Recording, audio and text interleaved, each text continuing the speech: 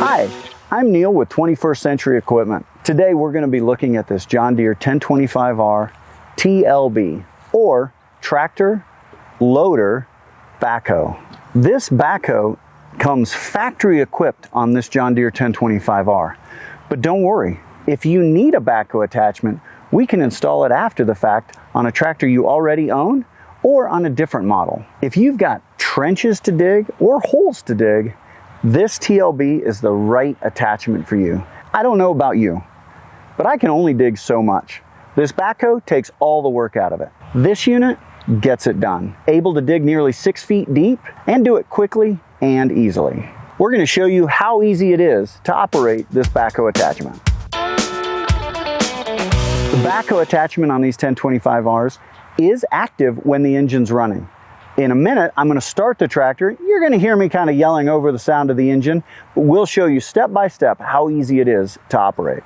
Just start the tractor in neutral. Make sure the parking brake is set. Go ahead and remove your seatbelt and climb down.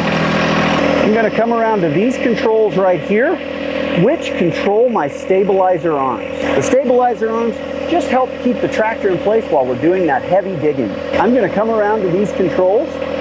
There is a safety latch down here in order to keep them up while we're doing other work. So I just raise that safety latch and lower the arm. Same thing on this side. Raise the safety latch and lower the arm into place. Now I'll make some final adjustments once I'm actually up on the tractor and in the seat. I'll flip the operator's seat forward and put the backhoe seat in place. Got a handle here, handle there, as well as an easy use step in order to get me up onto this backhoe attachment. As I mentioned, the stabilizers are in place so that I can make adjustments, whether it's up or down, for maximum stability of the tractor while I dig. I want to make sure that the feet on these stabilizer pads themselves are well seated into the ground. Again, I want a stable platform while I'm up here doing my digging. These controls control the entire backhoe attachment. One of the first things I'm going to do is pull back on this lever. That'll unlock this boom so that I can release the safety catch that holds the boom in place. In addition, I'm going to remove the swing lock.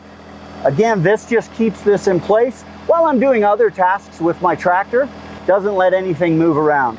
So I remove that, drop it into its handy holder right there, so it's available the next time I need it. As I mentioned before, this lever controls this big boom, whether it's down or up, as well as swing to the left and swing to the right.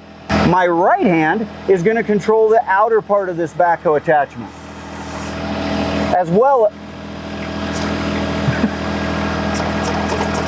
Let's get the water out of it. Left and right, move the bucket, and out and in. I'm ready to dig. There we go. A nice good bite of soil. Swing it to the side.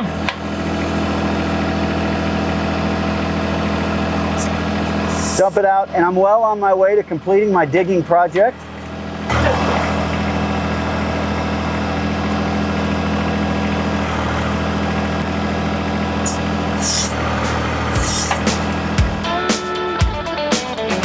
When I get done with my digging project, it's simply a matter of raising the boom up into place. I'll curl the bucket, pull this part in,